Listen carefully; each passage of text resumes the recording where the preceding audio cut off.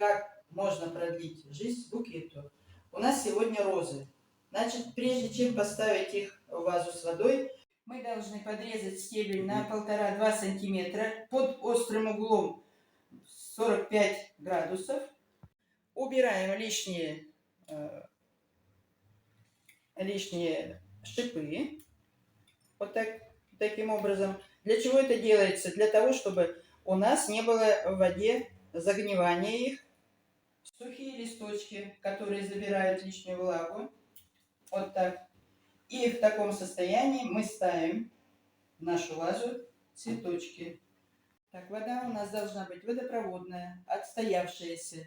В комнате температура должна быть не больше 18 градусов. Не ставим на солнце и рядом с батареей, во избежание подсыхания бутонов и листочков наших. Вода у нас меняется ежедневно.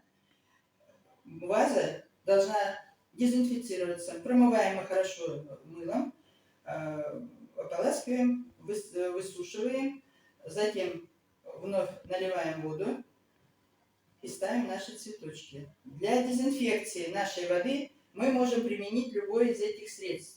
Пропорции их у нас рассчитаны на 1 литр воды. Значит, уксуса чайная ложка, угольные таблетки 1 таблетка на литр, борная кислота, щепотка борной кислоты на литр, полтаблетки ацетиловой кислоты, несколько капель нашатыря, 1 капля белизны и несколько кристаллов марганца.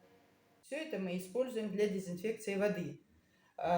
Для питательной среды мы используем сахар, чайная ложка сахара или же столовая ложка картофельной мякоти.